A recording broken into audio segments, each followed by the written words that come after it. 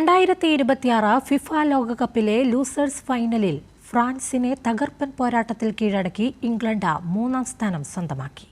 മിയാമിയിലെ hard rock സ്റ്റേഡിയത്തിൽ നടന്ന അത്യന്തം ആവേശകരമായ മത്സരത്തിൽ 4-നെതിരെ 6 ഗോളുകൾക്കാണ് ത്രീ ലയൺസ് ഫ്രഞ്ച് പടയെ തകർത്തത്.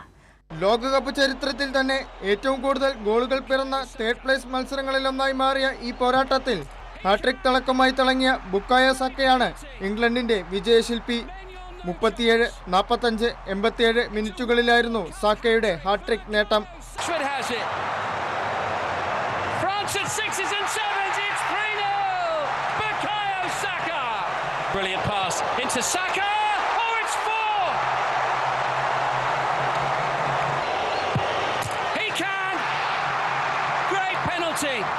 മത്സരത്തിന്റെ ആദ്യ പകുതിയിൽ ഫ്രാൻസിനെ നിഷ്പ്രഭമാക്കുന്ന പ്രകടനമാണ് ഇംഗ്ലണ്ട് പുറത്തെടുത്തത്. കളി തുടങ്ങി 3ാം മിനിറ്റിൽ തന്നെ ഡീക്ലൈൻ റൈസിലൂടെ ഇംഗ്ലണ്ട് അക്കൗണ്ട് തുറന്നു. തുടർന്ന് 18ാം മിനിറ്റിൽ എസ്രി കൊൻസയും ഇംഗ്ലണ്ടിനായി വലകുലുക്കി.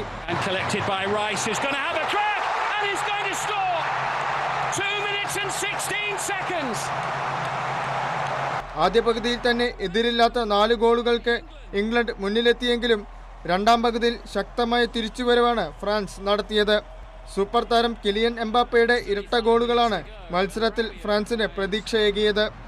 48, 66 മിനിറ്റുകളിലാണ് എംബാപ്പെ ഫ്രാൻസിനായി ഗോൾ നേടിയത്.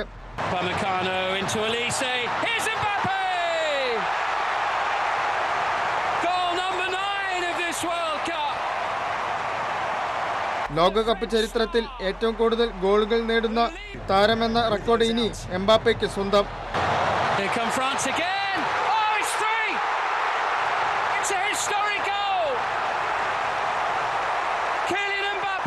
ബ്രാഡ്ലി ബാർക്കോളയും ഉസ്മാൻ ഡെംബേലയുമാണ് ഫ്രാൻസിനായി മറ്റു ഗോളുകൾ നേടിയത്.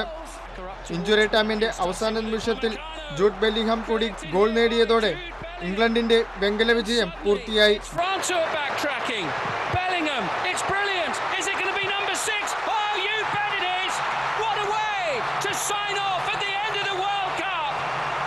ജയത്തോടെ ലോകകപ്പ് ചരിത്രത്തിൽ ആദ്യമായാണ് ഇംഗ്ലണ്ട് 3ാം സ്ഥാനം കരസ്ഥമാക്കുന്നത്.